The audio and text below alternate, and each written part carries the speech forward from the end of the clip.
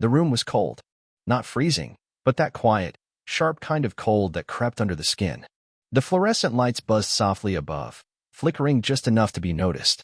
In the middle of the room sat a small boy, knees pulled up, sneakers dangling from the chair. 6 years old. Brown skin.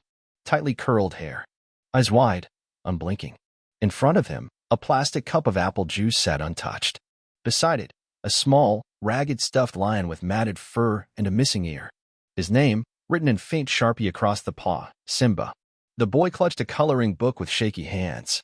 His fingers gripped the crayon too hard, like he didn't know how to relax anymore.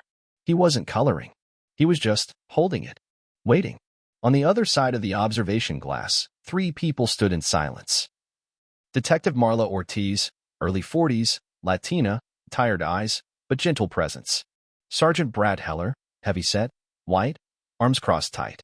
Child Services Agent Lisa Donnelly, early 30s, white, visibly shaken. He hasn't said a word, Ortiz murmured. Not since they brought him in. He saw the whole thing? Heller asked. Lisa nodded slowly. We think so. He was in the house. No other witnesses. Ortiz frowned. What about the mother? She's alive, Lisa said, voice brittle. Barely. Comatose. Critical condition. And the father? Gone. Inside the room, the boy finally looked up. His eyes, impossibly large, wet but dry, like he'd used up every tear already. They weren't looking at anything. Just scanning, absorbing, surviving. Ortiz stepped away from the glass. I'm going in. Lisa moved to stop her. He doesn't trust anyone. Maybe we should wait. He doesn't need a badge right now, Ortiz said quietly. He needs a human being. She entered slowly, not in uniform, just a soft gray sweater, jeans, no weapon. She moved like the boy might shatter if the air changed too fast. She sat across from him. No clipboard. No questions. Just presence. Hi, she said gently. No response. I'm Marla. You don't have to talk. I'm just gonna sit here, if that's okay. Still nothing. She noticed his hands trembling around the crayon. Is that Simba? She asked, glancing at the stuffed lion. A flicker. His eyes darted up to hers. Barely a second. Then back down. She took it as a victory. Minutes passed. She didn't speak again. Just waited. Matched his breathing. Matched his stillness. After nearly 15 minutes, he whispered. Mommy didn't move. Ortiz held still. What's your name, sweetheart? He looked up again. Quiet. Small. Fragile. Tyrese. Hi, Tyrese. A pause. She fell on the floor. Ortiz nodded slowly, heartbeat in her throat. Were you scared? His chin trembled. He nodded. Then quieter, Daddy had the loud stick. Ortiz blinked. What kind of stick? Tyrese raised his arm slowly and mimed it, both hands up, like gripping something long, straight. He even jerked it back, mimicking recoil. Ortiz's stomach turned. Did it make a sound? She asked carefully. He flinched, blinked rapidly. It made Mommy bleed. Outside the room, Heller swore under his breath. Lisa looked like she might throw up. Ortiz stayed steady. You're doing so good, Tyrese, she said softly. You're so brave. He said nothing. His hands had gone still. The crayon rolled to the floor. He didn't reach for it. Ortiz leaned slightly closer, keeping her voice soft. Where did Daddy go? Tyrese looked down. Then, he ran. Did he say anything before he ran? A long silence. Then, so quietly Ortiz almost missed it. He said not to tell. Ortiz's heart cracked. And did you? Tyrese looked her dead in the eyes. I told Simba. Ortiz sat still. She didn't want to scare the moment away. Tyrese had gone quiet again, lips pressed tight, thumb slowly rubbing the lion's paw, the one with the faded Sharpa name. Simba had clearly been held through storms before. The kind of toy you don't just sleep with. The kind you survive with. Ortiz kept her tone even. Do you remember what your daddy was wearing? Tyrese didn't look up. But after a pause, he said, blue shirt. With the angry bird. Ortiz furrowed her brow. Like a logo? He nodded. It was flying, and it had fire eyes. Ortiz scribbled that down in her head. Was he yelling? Tyrese flinched. He said Mommy was a liar. Ortiz felt her throat tighten. Did he say why? Tyrese blinked slowly, then leaned forward and whispered so softly she had to lean in to hear it. She was gonna leave. A pause. Then, she packed my Paw Patrol bag. Mommy said we were going to Granny's house. She was mad. Ortiz felt her chest tighten. Did Daddy know? Tyrese nodded, clutching Simba tighter. He came home before we left. He was supposed to be at work. And then, he broke the table. Ortiz's voice trembled despite herself. With his hands. With the loud stick, Tyrese whispered. Outside the room, Sergeant Heller muttered, Jesus. Lisa Donnelly was on the verge of tears. She had a daughter the same age. She had to look away from the window. Ortiz pressed gently. Did he hurt you, Tyrese? He shook his head no, quickly, like he wanted to erase the thought. But his voice was even smaller when he added. He pointed it at me. That stopped the room cold. Ortiz forced herself to breathe. Did he pull the trigger? Tyrese shook his head again. Mommy screamed. She said, not him. So he did the bang-bang to her instead. He said it like he didn't understand it, like he couldn't. Ortiz could barely keep her hand from shaking. Lisa finally stepped away from the glass. He needs trauma care. Now. We can't leave him in that room another hour. Heller nodded. We'll call child crisis and set a protective hold. I want a sketch artist in here. See if we can get that shirt drawn. And we need to issue a statewide APB. No one just disappears after this kind of thing. Ortiz stayed inside. She reached out slowly, placing a tissue box between them. Can I ask you one more thing? She asked gently. Tyrese blinked. Did Daddy say where he was going? Silence. She almost thought he wouldn't answer. But then, Tyrese whispered. He said no one would ever find him. That afternoon, Tyrese was finally taken out of the interview room. He hadn't moved on his own. He simply let Lisa pick him up, his arms tight around Simba. She tried not to cry when he pressed his face into her shoulder. She whispered, It's okay now. You're safe. But the words felt weak. False. Because safe was broken. And Tyrese had seen it happen. Later, Ortiz stood in front of the whiteboard in the detective bullpen. Timeline. Names. Photos. A grainy shot of the suspect, Nathaniel Coates. White male, 39, electrician, no priors, small business owner. Married to Danielle Hayes Coates, black female, 33, in critical condition. Their son, Tyrese Hayes Coates, 6. Heller joined her with a tired sigh. We checked the vehicles. He took the old Jeep. No license plate caught on toll cams. Either ditched it or back-roaded out. Ortiz didn't speak for a moment. Then, he tried to kill his whole family. He almost did. Only reason Tyrese is alive is because Danielle got in the way. Heller muttered, cold as hell to threaten your own kid. Ortiz shook her head. It wasn't just anger. This was control. He wanted her to know. If she left, she'd lose everything. That night, Lisa sat beside Tyrese in the child protective shelter. He hadn't eaten much. Barely spoke. He just stared out the window. Lisa read him a story anyway, something soft and simple. When she closed the book, he finally whispered, Can I still see Mommy? Lisa's throat closed up. She knelt beside the bed. She's sleeping right now, sweetie. She's very hurt, but the doctors are helping her. Can she hear me? Lisa paused. Maybe. You could try. Tyrese sat up, clutching Simba. Then he closed his eyes and said, Mommy, I didn't tell. The Jeep was found 3 days later. Abandoned. Mud-caked. Hidden behind a row of trailers in an overgrown lot outside of Dayton. No fingerprints. No blood. No signs of a struggle. Only a baseball cap in the passenger seat. Navy blue. A logo of a flaming hawk, angry eyes stitched in red. Just like Tyrese had described. Detective Ortiz stood beside the vehicle, jaw tight, gloves on. Heller stood a few feet away, arms crossed. This wasn't a panic dump, Ortiz muttered. He thought this through. Guy's got no priors, no known history of violence, Heller said, squinting at the woods beyond the lot. You don't wake up one day and shoot the mother of your child unless something's been boiling. Ortiz looked back at the Jeep. He had a plan, and I don't think we've seen all of it yet. Back at the hospital, Danielle Hayes Coates remained unconscious. I see you. Monitors beeping. Her chest rising and falling by machine rhythm. Tyrese wasn't allowed inside. But Lisa had brought him to the waiting room nearby. He stared at the double doors as if they held the answer to everything. She's strong, Lisa said softly, kneeling beside him. She's fighting. Tyrese didn't respond. He just clutched Simba and swung his legs slowly, rhythmically. After a moment, he asked, If I be really, really good, will she wake up? Lisa's throat clenched. It's not your fault, Ty. None of this is. I didn't scream. I didn't cry. You were brave. You're still being brave. He looked up at her, finally. Can I tell her I'm sorry? Lisa took his hand gently. You just did.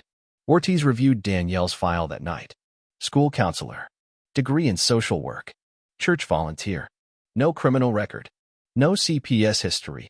But there were hints. 2 ER visits in the past year. One marked fall downstairs. Another, kitchen accident, slipped with hot pan. No official reports. No restraining orders. But Ortiz knew what it meant. Danielle had been covering. She'd been planning to leave, and that's what triggered the shooting.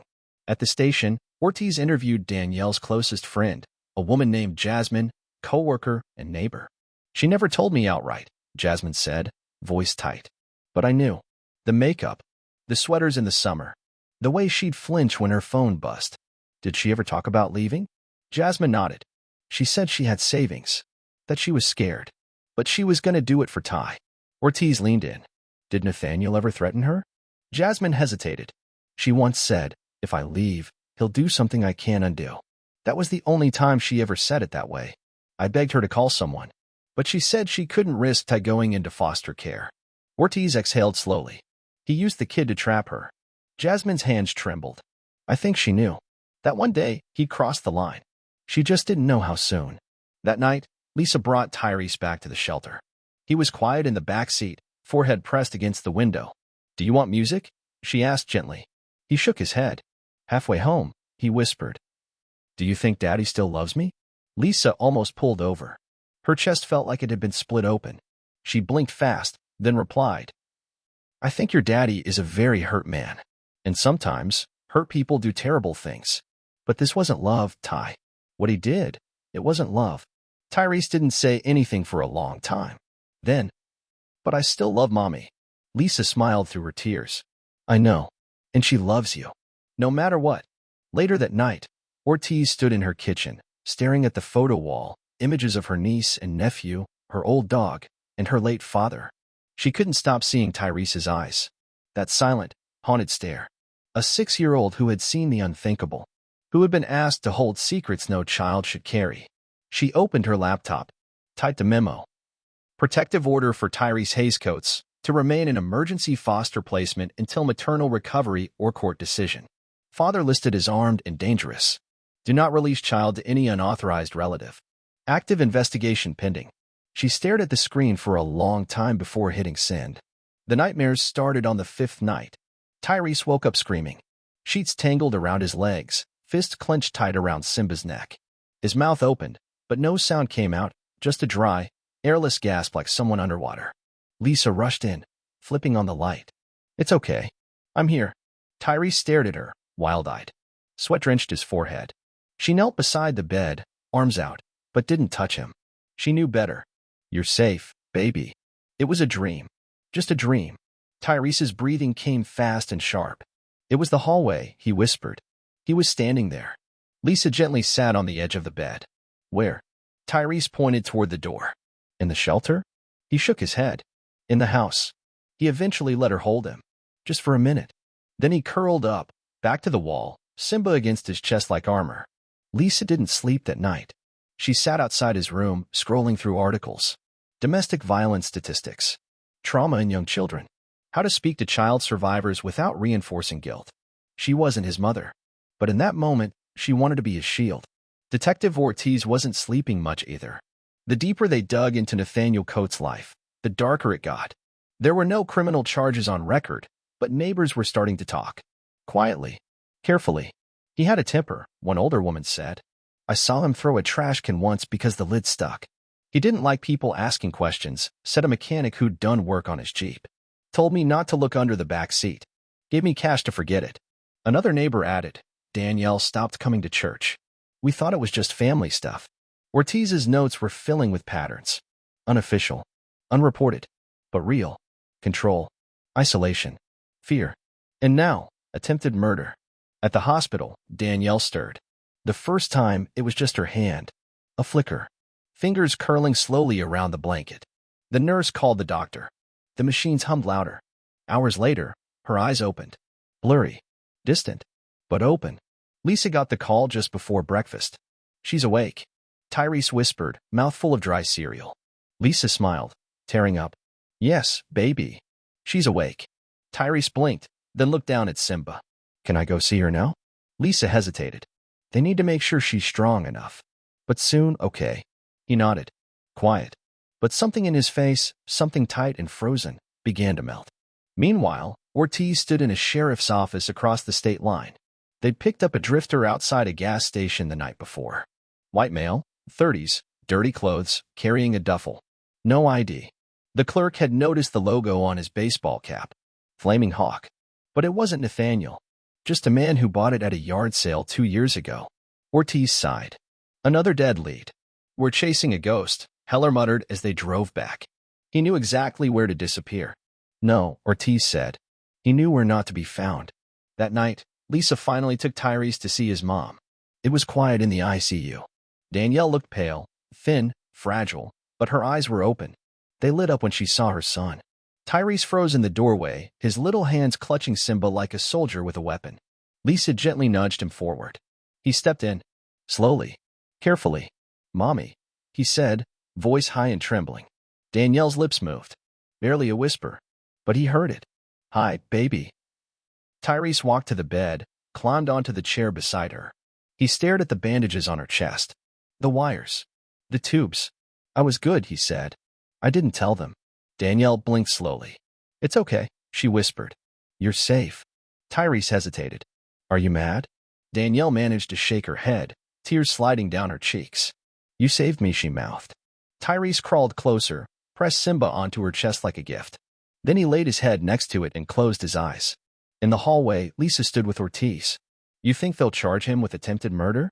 Lisa asked. Ortiz nodded. Already filed. We just need to find him. Lisa looked through the window at mother and son. If she hadn't shielded him. She took the bullet, Ortiz said, quietly. On purpose. They stood there for a long time. Neither spoke. The machines beeped softly. And Tyrese, for the first time in days, slept in peace. Tyrese began to speak more. Not much. Not often.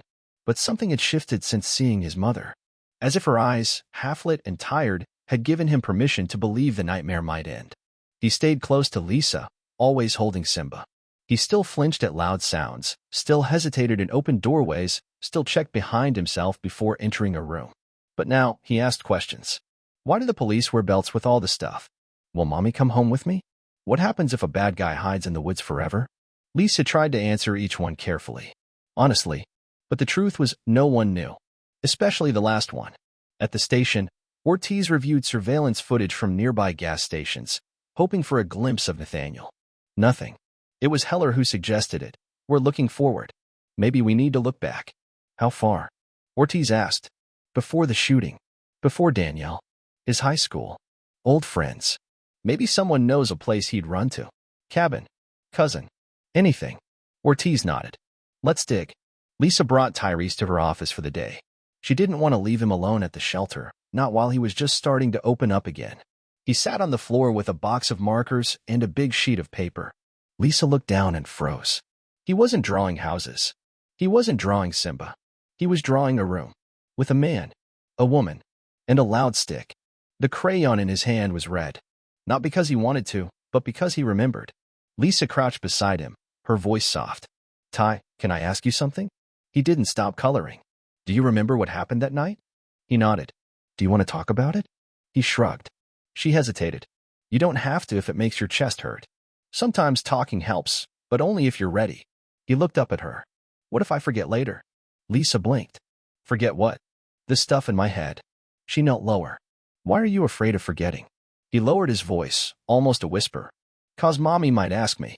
That afternoon, Ortiz met with a man named Kevin Langley, a former co-worker of Nathaniel's from 5 years ago.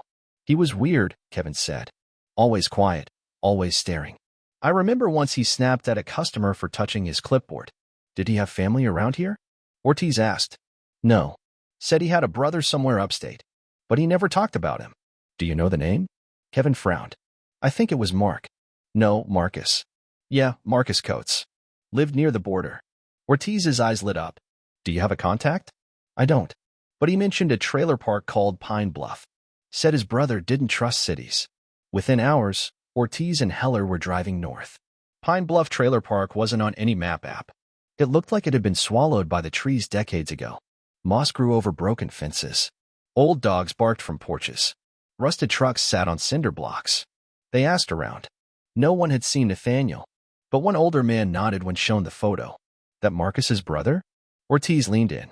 You know Marcus? Sure. Lives down by the creek. Trailer with the blue tarp on top. Keeps to himself. Ortiz nodded. Thank you. They found the trailer. Knocked? No answer. Knocked again. Still nothing. They circled around, and Heller pointed to a boot print in the mud. Fresh. Deep. Leading toward the trees. Ortiz drew her weapon. Let's go. Back in the city, Lisa sat beside Danielle's bed, holding her hand. Tyrese was in the hallway, coloring quietly, under the eye of a nurse. Danielle was awake, but weak. Her voice was still a whisper, her energy thin. I need to talk to someone, she rasped. Someone who can keep him safe. Lisa nodded. He's okay. He's with me, and we're working on placement. I don't want him going to strangers. You're his mother. We'll make sure you're involved in every step. Danielle squeezed her hand. Promise me he never goes back with Nathaniel. No matter what. Lisa nodded, firm. I swear. In the woods outside Pine Bluff, Ortiz and Heller followed the boot prints deep into the trees. They passed a collapsed hunting stand. An old tire swing, rotting from the branch. Then they found it. A campsite. Rope. Cans. A camp stove. A phone battery pack. A tarp strung between two trees. But no Nathaniel. Ortiz crouched near the fire pit. This wasn't abandoned. It's active. Heller pointed. There. Cigarette still warm. Ortiz turned. A figure was running fast, through the brush, tall and lean, head shaved. Nathaniel Coates. Stop. He didn't. They chased. Over logs. Through thorns. Ortiz's lungs burned. But she kept going. This wasn't just a suspect. This was the man who pointed a gun at a 6-year-old boy. And she wasn't letting him disappear again. Ortiz ran harder than she had in years. Her boots slammed into the earth, lungs on fire, branches slashing at her face. But her eyes were locked on the figure just ahead, Nathaniel Coates, shirt dark with sweat, crashing through the underbrush like a wounded animal. He didn't look back. He knew the woods. He was running home. Heller was right behind her. Keep going. Don't lose him. Nathaniel veered left, darting between two dead trees. Ortiz followed, sliding down a muddy slope. Her leg almost gave, but she caught herself. Her heart thundered. She could hear his breath now. Close. Just over the ridge, Nathaniel stumbled, caught on a root. He fell hard, rolled, scrambled up with dirt caked on his arms. But it slowed him. Ortiz shouted, Stop. Hands up. He hesitated for a split second. Enough to see her gun drawn, arm shaking. Then he bolted again. Heller yelled, We need to flank him. They split. Ortiz took high ground, breath ragged. She found him near a creek, trying to climb a slick rock face. Freeze. Nathaniel turned. Mud on his face. Blood on his knuckles. And in his hand, a knife. Small. Rusty. But enough. Ortiz didn't flinch. Drop it. He didn't. I said drop it. Nathaniel's eyes were wild. You don't know what she did. Ortiz didn't lower her aim. I know what you did. She was going to take him from me. You nearly killed her. She lied to him. Told him I was dangerous. You are. Nathaniel's voice cracked. He's mine. Ortiz's finger tightened on the trigger. Not anymore. Behind her, Heller burst through the trees. Drop the knife, Coates. Nathaniel's hand trembled. Then finally, it fell. The blade clattered onto wet stone. He dropped to his knees and began to cry. The arrest was quiet, violent in silence. No one spoke in the car. Nathaniel stared out the window, face blank. In the back seat, he didn't ask for a lawyer. He didn't scream or fight. He just muttered, over and over. She turned him against me. At the precinct, Ortiz walked into the bullpen, wet, shaking, covered in dirt. But her eyes were clear. Heller held up the evidence bag, the knife, bloodied from roots and branches, Nathaniel's shirt, torn from the chase. Send it to forensics, Ortiz said. We'll see if there's any of Danielle's DNA. She stared at the board. At the family photo of Tyrese, Danielle, and Nathaniel. One face didn't belong anymore. Let's call Lisa, she said. They deserve to know he's not coming back. Lisa got the call during dinner. Tyrese was quietly eating mac and cheese, Simba on the table beside him. She smiled at him before answering. Her face changed almost immediately. Are you sure? She whispered. You have him. Ortiz's voice, steady. Yes. In custody. No bail. Lisa exhaled, hand covering her mouth. Thank you. I'll tell them. She hung up, turned to Tyrese. Hey, baby. Remember how we said sometimes bad people need to be stopped? He looked up, chewing slowly. Yeah. Well, the police found him. Tyrese blinked. Then, is Mommy safe now? Lisa nodded. Yes. And so are you. He didn't say anything. But a minute later, he smiled, just a little, and went back to eating. At the hospital, Danielle cried when Lisa told her. Not from joy. From release. She whispered, It's over. Lisa nodded. He'll never come near you again. Danielle held her son's drawing against her chest, the one with the red crayon, the loud stick, the little boy in the corner. She whispered, He remembers everything. Lisa said, Yes. But now, he can begin to let go. Later that night, Ortiz sat in her car outside the station, hands trembling, exhaustion finally crashing in. But she smiled. For once, the right person had been caught, and a child might sleep without fear. The next morning, the sun felt different. It came through the shelter window in soft gold stripes, warming the floor by Tyrese's bed. For the first time since he arrived, he didn't wake up from a nightmare. Lisa stood in the doorway, coffee in hand, watching him breathe. He looked like any other 6-year-old. Blanket half kicked off, Simba tucked under his chin, one sock gone. It almost made her forget the weight he carried. Almost. At the hospital, Danielle was moved out of ICU. Her vitals were stable, speech slowly returning, but movement was still limited. The doctors said recovery would take months, physically and emotionally. Tyrese visited that afternoon. He came in with fresh socks, a coloring book, and a plastic flower he picked from the shelter yard. Hi, Mommy, he said, standing awkwardly at the end of the bed. Danielle smiled. Her voice was barely audible. You grew. He climbed up in the chair beside her. I didn't grow. I just stayed. She looked at him carefully. Are you okay? He didn't answer right away. Then he said, I see you when I sleep. Danielle blinked. Is that bad? No, he said. I like when you smile in dreams. Ortiz filed the final report late that evening. Nathaniel was officially charged with attempted murder, child endangerment, and unlawful flight from prosecution. No bail. Maximum security. Trial pending. She stared at the file before closing it. 6-year-old witness. Victim survived. No plea bargain likely. But paperwork didn't capture what mattered. She walked down to the evidence room. Asked for the red crayon drawing. It wasn't official evidence. But she wanted to make sure it was never lost. The next few days moved slowly. Danielle started physical therapy. She went through every session, but never complained. Not once. Tyrese returned to school part-time, walking in with Lisa every morning, his small hand in hers like a lifeline. The first day, he didn't speak. He just looked around, like the walls might collapse. The second day, he answered when the teacher called his name. By the end of the week, he told another boy that Simba used to be his mom's, and now he was his protector lion. Lisa sat down with the Child Services Board that Friday. Danielle, still hospitalized, had signed temporary guardianship over to her, just until she was strong enough. The room was full of binders, screens, forms. But Lisa kept it simple. He's not just a case. He's a boy. A smart, brave, wounded boy. And if we rush this, we'll break him. A woman on the board frowned. We're not here to rush. Good, Lisa said, steady. Then let's get it right. That weekend, she took Tyrese to the park. It was chilly, early spring clinging to winter, but the sky was wide and blue, and he asked to go. They brought a soccer ball. And Simba, of course. Tyrese didn't play much. Mostly he walked around the edge of the field, kicking the ball slowly, talking to himself in half-whispers. At one point, he looked up and called to Lisa. Do you think bad dads get sick in their heart? Lisa stood, arms wrapped around herself. I think some do, she said gently. And sometimes that sickness spreads into their hands, their voices. Tyrese nodded, not looking at her. He sat down in the grass, curled into Simba, and stayed that way for a long time.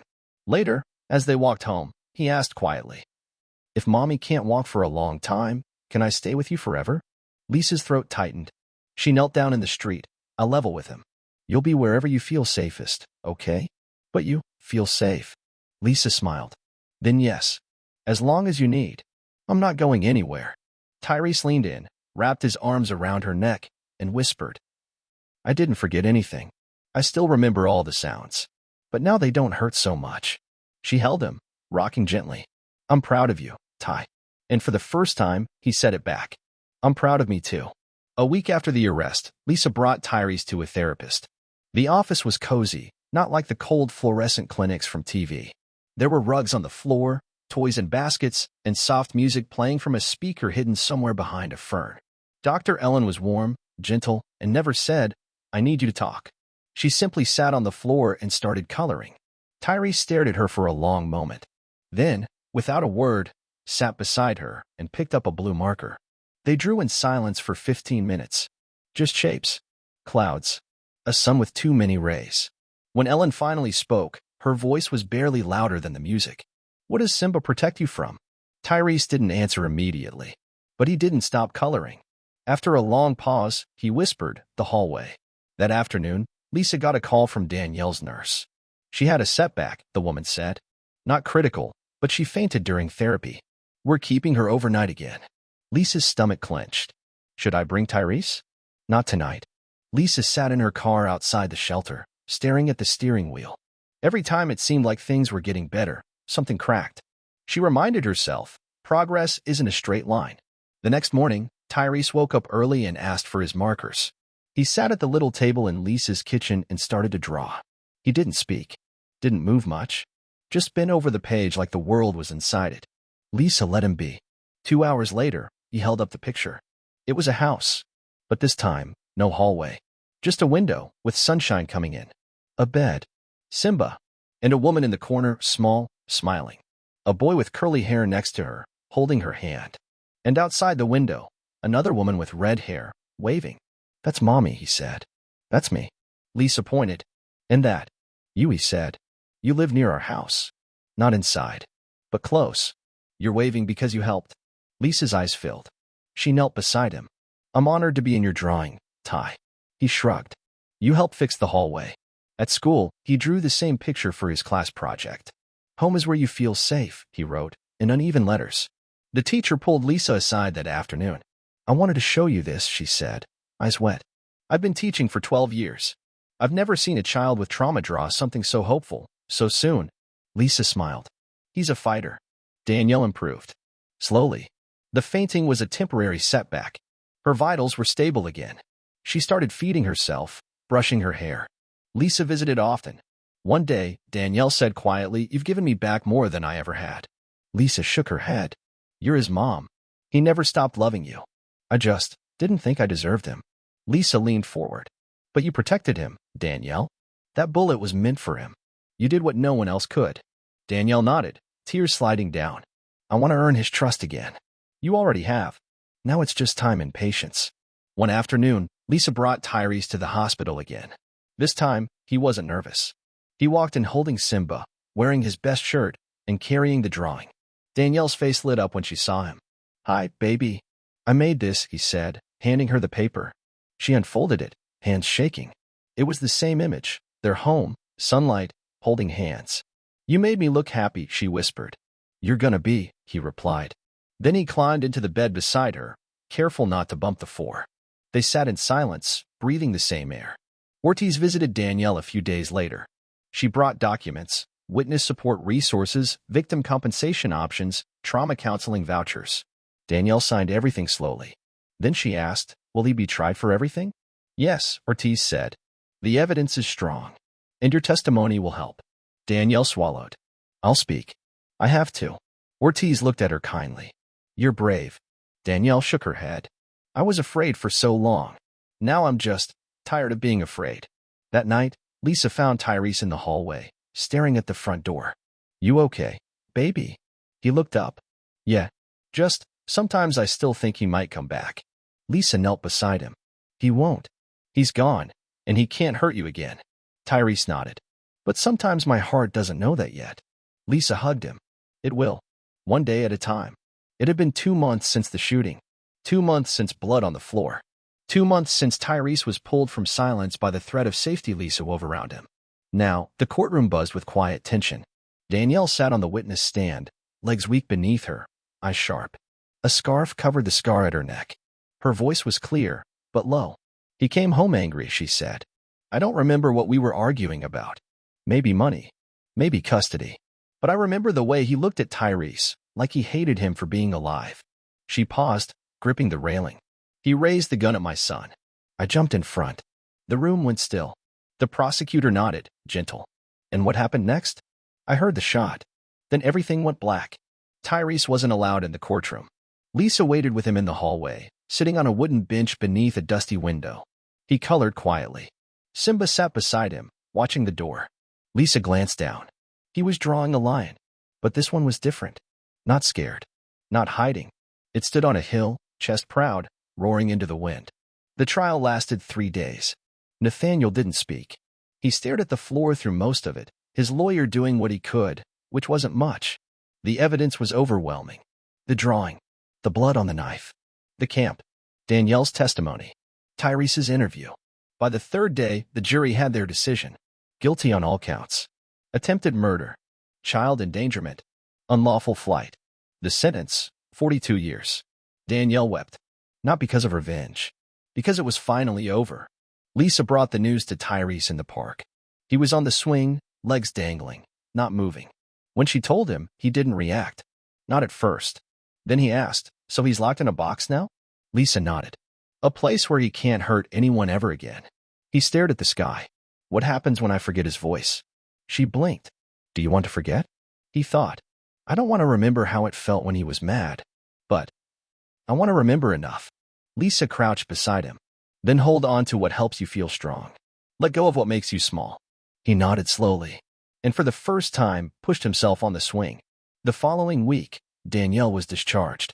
Still frail, still walking with a cane, but standing tall.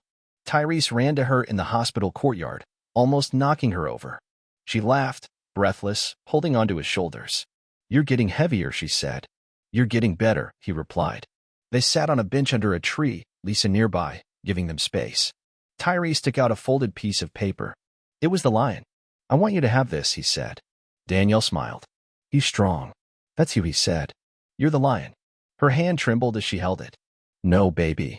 You are." That night, Lisa cooked dinner for the 3 of them. A small celebration, spaghetti and meatballs, garlic bread, chocolate pudding. They sat around the tiny shelter table, laughing for the first time in what felt like years. Danielle looked at Lisa across the table and said, "You saved us." Lisa shook her head. "You both survived. I just showed up with napkins and a clipboard." Tyrese added, "Mouthful and hugs." Danielle reached for Lisa's hand. "Thank you for being the adult I prayed would come." Lisa gripped her hand back. "Anytime." Later, after Tyrese fell asleep, Danielle sat beside his bed. She watched him breathe, watched his fingers twitch in dreams. She whispered, "I'll never let anyone hurt you again." In the hallway, Lisa stood quietly, unseen, smiling through tears. Summer came quietly that year. No big celebrations, no balloons. Just long evenings, soft light through shelter windows, and the sound of cicadas whispering to one another in the trees. Tyrese turned 7. No party. He didn't want one. But Danielle made him a cake lopsided, with too much frosting, and Lisa bought a stuffed tiger to keep Simba company. Tyrese looked at them both and said, "I don't need more toys." Lisa raised an eyebrow. "What do you want?" He thought for a long time. "I want to feel like I'm going to be okay." They moved out of the shelter a few weeks later. A church organization helped get Danielle into transitional housing, a clean, quiet apartment on the 2nd floor of a small brick building with creaky stairs and neighbors who nodded kindly. Lisa helped them move. She didn't carry much. Danielle didn't own much anymore, but she unpacked every box, hung every curtain, made the place feel like a home. Tyrese's room was small but full of light. His drawings went up on the wall. Simba got a shelf. When Lisa hugged him goodbye that evening, he held on a little longer than usual. "You still live near us, right?" he asked. "Not far," she smiled. "And I'm always just one phone call away." He nodded. "I'm serious. In case the hallway comes back." The first night in the new apartment, Danielle sat on the couch, staring at the door. Tyrese was asleep. The place was silent. And yet, her hand still shook. She kept imagining the gun. The sound. The weight of her own breath as it left her body. She pressed her palms to her knees and whispered to the room. "He's not here. He can't hurt us anymore." And the room stayed quiet. Weeks passed. Danielle started walking without the cane. Tyrese went back to school full-time. They cooked together, laughed together, even argued, like normal people, over silly things. Which cereal to buy. Whether Simba needed a bath. Sometimes he still cried at night. But it was different now. Softer. Not sharp with terror. More like grief. Like memories finding their way out. Danielle held him each time, whispering, "We're safe. You're safe." One morning, Tyrese brought home a school assignment. Draw your hero. He drew two figures. One was a lion, standing tall. The other was a woman with red hair, holding a clipboard like a sword. Miss Lisa, he said. Danielle smiled. And the lion? He shrugged. Maybe it's me. Maybe it's Mom. She kissed his forehead. Maybe it's all of us. Lisa visited every Sunday. She brought groceries, checked in, laughed at Tyrese's terrible jokes. One day, she brought a gift, not for Tyrese, but for Danielle. It was a journal. I know your story's just getting started, Lisa said. Might as well write it down. Danielle held it like something sacred. You think anyone would want to read it? Lisa looked at her. Eyes kind. You'd be surprised how many people carry invisible wounds. Maybe your story helps them feel less alone. Danielle didn't say anything. But that night, she opened the journal and wrote the first line. I survived. Now I learn how to live. That fall, Tyrese stood in front of his class for the first time during show and tell. He held up Simba. This is my lion, he said. He used to belong to my mom, and then he became mine. He helped me be brave. The class was quiet. Not bored quiet, listening quiet. And now I'm going to give him to someone else who's scared. His teacher blinked. You mean someone here? Tyrese nodded. Not today, but maybe one day, when I meet them. He smiled, big and warm and a little shy. I think he still has some bravery left. That night, Danielle watched him sleep. He looked older. Not just taller, older. Like he'd seen the storm and still stood tall. She kissed his forehead and whispered, You're not just my son. You're my hero. And Simba, sitting on the shelf nearby, watched over them both, silent, steady, always there.